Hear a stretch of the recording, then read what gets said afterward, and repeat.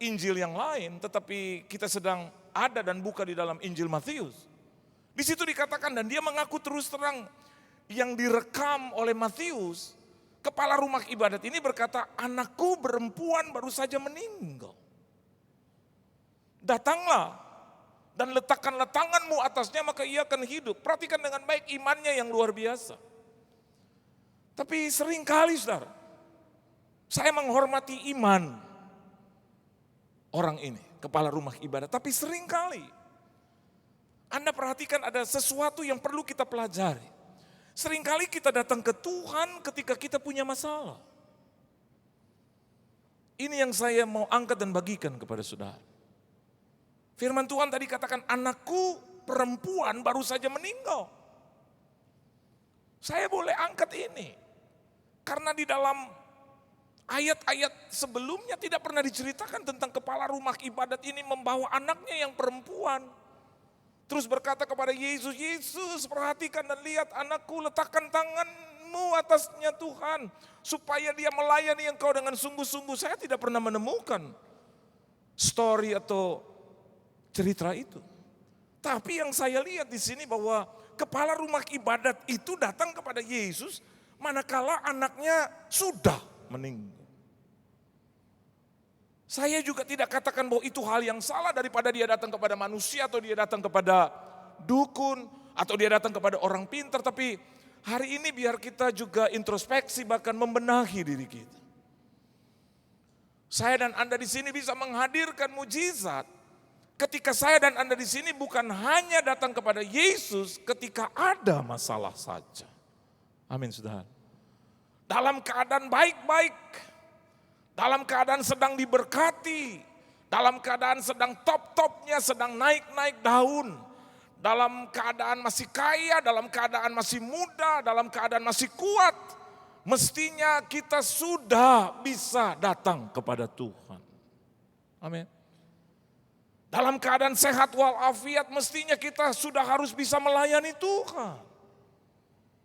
Ada banyak orang mau bertobat ketika usianya sudah di atas 40, 50, 60 atau 70 dan dia berkata, nanti saja, masih ada hari esok, minggu depan Jo, bulan depan, tahun depan saja aku ke gereja. Sudah nanti aku bertobat berubah nanti tahun 2010. Pertanyaannya apakah betul masih ada tahun 2010? Jangan-jangan ketika Anda berniat bertobat di tahun 2010 ternyata tahun 2010 itu tidak ada lagi. Who knows? Siapa tahu Yesus datang tahun 2009 di Agustus, September, Oktober. Saya tidak bernubuat. Tetapi bisa saja terjadi seperti itu. Nah, satu perkara yang harus kita waspadai dan harus kita kerjakan. Yang pertama, kita bisa menghadirkan mujizat selama saya dan Anda di ruangan ini tidak menunda-nunda pekerjaan pertobatan khususnya untuk Tuhan. Kalau Anda ingin memberi yang terbaik, hari ini Anda beri yang terbaik tanpa harus menunggu minggu depan. Amin. Kalau Anda ingin bertobat, biar hari ini kita bertobat tanpa menunggu besok. Kalau kita mau berubah, kalau kita ingin melayani Tuhan, tidak perlu harus tunggu lagi sampai keadaan membaik, tidak.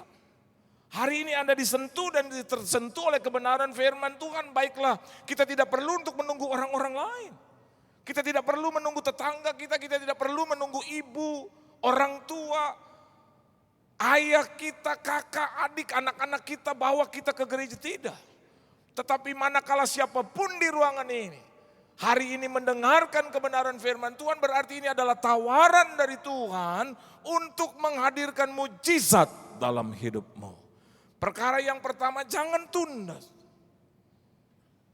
Kalau Anda ingin memberikan perpuluhan, berikan itu. Jangan tunggu kalau nanti gajinya makin meningkat, tidak akan pernah bisa terjadi itu.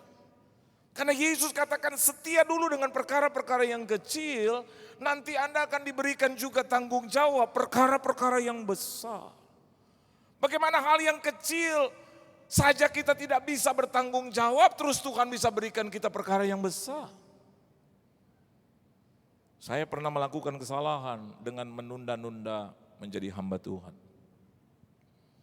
Actually suara Tuhan itu sudah memanggil saya tahun 91. Tapi selalu saya katakan karena pada saat itu saya ada bukan di puncak, tetapi sedang masih muda, terus punya nama, punya penghasilan. Jadi waktu suara Tuhan itu datang kepada saya, jadilah hambaku, saya suka tolak. Khususnya kalau jam 2 pagi, jam 3 pagi saya sedang menyembah Tuhan. Saya suka dengar suara itu. Be my servant. Kadang-kadang langsung saya bisa hentikan itu doa terus, dalam nama Yesus. Ini pasti bukan suara Tuhan, dalam nama Yesus. Dan kadang saya berdebat dengan Tuhan. Saya berdebat dengan Tuhan bukan secara directly, tapi kadang di dalam apa ya? Di dalam saya ngomong dengan hamba-hamba Tuhan, dengan gembala, sidang, dengan evangelis atau dengan ibu saya suka tentang. Orang yang pertama yang saya tentang adalah ibu saya. Ibu saya itu dalam berbagai kesempatan kalau dia sedang berdua dengan saya, dia ungkapkan itu. Aduh, mama rasa nih, kayaknya panggilan Tuhan jelas dalam hidupmu, Yohan. Kau tuh dipanggil untuk jadi hambanya. Saya terus suka bilang, saya takut-takutin ibu saya. Oke, aku jadi pendeta hamba Tuhan, tapi nanti mama makan dari mana? Kalau aku udah gak kerja lagi, aku full timer, terus aku melayani Tuhan, iya deh nanti mama tahu rasa ya, tiap bulan mama nanti gak dapat uang lagi, gak dapat uang bulanan. Nah mama saya tuh orangnya lugu, polos, dia ngomong gini, iya ya. Kalau udah begitu repot gitu. Dan saya seneng kalau dia udah ngomong begitu, tuh kan udahlah mama gak usah dorong-dorong aku, biar terjadi natural aja. Tapi 5-10 menit terus dia bisa klarifikasi dan bilang begini. Tapi Yohan, mama pikir-pikir, masa iya sih kalau Tuhan panggil engkau, Tuhan tidak memberi makan engkau sampai tidak bisa memberi makan mama. Gitu.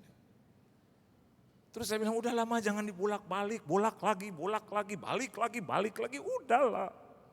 Saya bilang saya punya gaji 2 saudara, kerja pagi saya dapat, malam saya dapat. Saya jadi MC, saya jadi penyanyi dunia, saya jadi lead vokal dari satu grup band di Jakarta. Saya stage manager dari satu perusahaan entertaining gitu. Jadi saya dapat banyak. Apalagi kalau saya malam itu jam 11, jam 12 ketika klub malam itu dipenuhi malam minggu gitu. Banyak orang, saya tampil gitu. Terus saya nyanyi satu lagu yang saya sudah siapkan. Saya tahu persis bahwa saya dapat persembahan kasih gitu loh. Orang-orang apalagi yang lagi mabok gitu. Kalau saya udah nyanyi satu lagu, saya dorong saja dengan satu lagu yang saya tahu lagu favorit nih. Dari mabok saudara dia bisa, wah bagus, terus. Dan hari ini now I know gitu. Saya pikir gini, iya ya. Orang yang mabok aja di bar saya nyanyi inget, apalagi saudara hari ini yang sedang tidak mabok. Lagi sadar gitu lah. Terus Tuhan angkat saya untuk mewakili dia menyampaikan kebenaran firman Tuhan. Sekarang saya baru tahu, iya tuh. Tapi di sisi lain Tuhan membiarkan di situ. Kenapa? Karena dia memberikan saya satu hak pilih. Dia memberikan saya satu kebebasan untuk memilih. Dia tidak ciptakan saya menjadi robot, tetapi dia menciptakan sebagai manusia seutuhnya. Saudara tahu saya 8 tahun bertarung dengan Tuhan. Saya debat panjang dengan Tuhan. Sehingga akhirnya saudara, sama.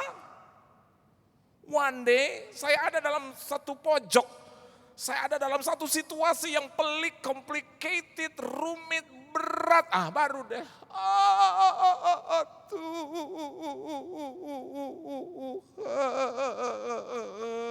Tuhan.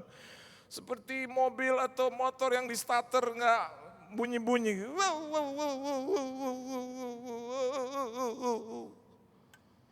Akhirnya pagi jam 3 pagi saya datang ke rumah ibu saya dan saya bilang, Ma, tawaran Tuhan itu masih ada apa enggak? Gitu. Ibu saya langsung bilang begini, oh pasti kau lagi punya masalah. Iya. Gitu. Bukankah seringkali kalau kita punya masalah kita berdoa kepada Tuhan, bahkan doa kita menakut-nakuti Tuhan.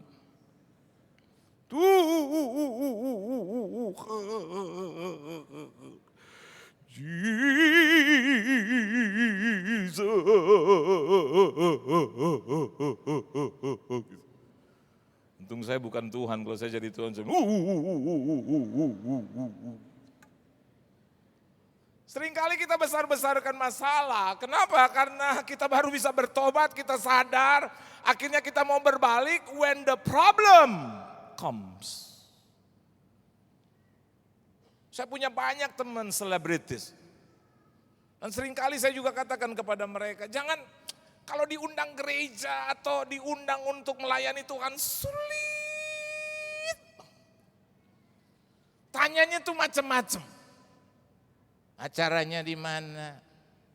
Orangnya ada berapa? Persembahan kasihnya berapa? Nginep di hotel mana? Hotel apa losmen? Makan sehari berapa kali? Aduh. Apa ya? Kelihatannya dia melayani Tuhan, tetapi sesungguhnya hatinya jauh. Sehingga akhirnya ketika dia menjadi tua, akhirnya ketika sudah tidak dipakai lagi baru. Oh Pak Yohan, pakai dong, undang saya, kok saya nggak diundang lagi. Sedangkan banyak yang masih muda, banyak bintang-bintang bermunculan gitu. Saya mau katakan buat saudara hari ini, biarlah cara-cara itu kita tidak pakai untuk menghadirkan mujizat dalam hidup kita. Amin. Biarlah kita sudah bisa bertobat, biarlah kita bisa melayani Tuhan, biarlah kita sudah berubah sebelum persoalan itu jadi. Sebelum kata-kata nasihat Tuhan itu berubah menjadi peristiwa. Banyak kita tunggu kebenaran firman Tuhan. Itu hanya cuma pendeta saja bicara. Itu kan belum tentu terjadi. Kan aku dalam keadaan baik-baik saja. Saya punya bos dulu, seorang yang di luar Kristus. Waktu saya kerja di perusahaan dia juga begitu. Kadang kalau hari Sabtu saya suka minta izin. Bos, saya minta izin ya karena saya mau latihan vokal grup. Dia selalu bilang, vokal grup kayak Karang Taruna lo gitu. Saya suka bilang, iya karena besok hari Minggu bos. Kalau nyanyi udah gak usah pakai vokal grup, langsung choir aja. Gue suka lihat itu di gereja-gereja orang pakai choir aja, gak usah pakai musik. Saya bilang bos, gereja saya gereja lain, gereja kecil. Itu banyak oma-oma yang datang, banyak opa-opa, banyak orang susah. Dan gembala saya suruh saya itu angkat gitar, suruh main musik buat hantar mereka gitu untuk mengenal nada-nada lagu. Terus dia bilang, udahlah nanti aja lah kayak Tuhan tuh atau nanti atau sebentar malam kiamat aja.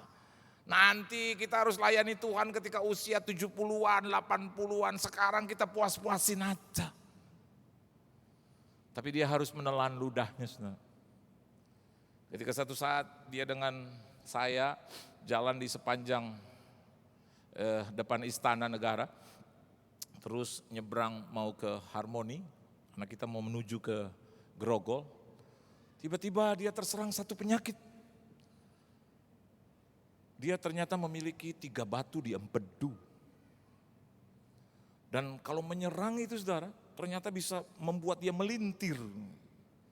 Pada saat itu saya ingat dalam posisi lampu itu sedang hijau, dia kebut, dia tekan gas, dan ketika ada di tengah jalan itu penyakit menyerang. Dan dia kolaps. Dan tiba-tiba dia terbanting di dalam mobil. Saya itu gak bisa setir. Sampai hari ini saya gak bisa setir. Gak bisa saudara. Jadi pada saat dia gitu, itu hitamnya hilang, saudara, tinggal putih. Dan kepalanya itu ada di setir. Dan dia berteriak. Dan saudara tahu, Mercy yang kami tumpangi itu berputar 4 kali. Terputar-putar gitu, 360 derajat.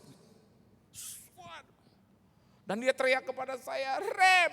Nah saya kan gak ngerti mobil, rem di mana? Dia bilang di bawah, saya lihat di bawah ada 3 sudah. Kan ada ada gas gitu ya. Ada yang di tengah ada kopling, kalau tidak salah ada rem. Saya bingung. Saya bilang yang mana yang rem? Terus dia bilang udah pencet aja. Akhirnya saya lari dengan tangan, saya nunduk. Saya tekan itu rem sekenceng-kencengnya. Dan sambil tekan saya teriak, Jesus! Saya nggak boleh doa Bapa kami, kelamaan. Bapa kami yang di dalam surga, udah terbanting deh kita nih. Tuhan bilang kelamaan sih lo doanya gitu. Itu nama yang indah, nama Yesus. Amin. Itu nama yang indah bagi kita, mulia. Jadi saya tanya, Jesus. Itu rem saya pegang sekencang-kencangnya dengan dua tangan sambil teriak, Jesus. Mujizat terjadi. Apa? Yang pertama saudara, bahwa di belakang itu dalam posisi lampu merah. Merah. Jadi di belakang tidak ada kendaraan yang menyusul kita. Wah, luar biasa. Yang kedua, itu mobil tidak berhenti di tengah jalan. Tapi Tuhan itu luar biasa. Itu masalah ada matanya saudara. Dia pilih-pilih gitulah. Kalau udah ada Tuhan, tangan Tuhan, sehebat masalah apapun, kalau ada Tuhan, dia tidak akan pernah bisa berani menyentuh Anda. Saudara, berhentinya di tengah di pinggir jalan. Saya kaget saudara, saya lihat belakang keadaan sepi. Dan bos saya sudah terkapar. Terus dia bilang begini buat saya. Itu kejadian tahun 90, 91, 92. Dia bilang kepada saya, itu telepon keluarga. Nah dulu zamannya kan masih telepon tuh handphone yang besar itu. Yang digotong gitu saudara. Ya. Itu ada di belakang. Terus dia bilang begini, telepon keluarga bini gue. Telepon orang tua gue bilang, gue udah mau mati. Saya itu Dencol kalau tidak salah itu mereknya. Saya keluarkan saudara, saya telepon. Terus saya bilang, datang sini, datang. Ini udah mau mati. Mereka datang saudara satu keluarga. Dan kebetulan lagi ternyata di seberang itu ada klinik. Jadi kami bawa ke Duta Merlin. Dan di sana diperiksa. Dan waktu diperiksa dokter bilang dia punya 3 batu yang harus ditembak. Dan itu kalau tidak salah dulu ditembaknya harus di Singapura. Dan dokter bilang as soon as possible. Dia bilang oke. Waktu dia keluar sudah dikasih obat. Dia bilang kepada saya, gua punya batu 3 di empedu harus ditembak. Terus saya bilang ya sudah bos, tembak aja. Enak aja lo pikir acara tembak menembak gitu. Terus saya bilang iya nggak usah tunda, tembak aja. Ternyata begini, istrinya sudah booking tiket ke Singapura dengan dia dan ditemani dengan orang tua. 1 minggu kemudian saudara, ada berita dari dia punya om gitu, punya saudara gitu dari pihak istri.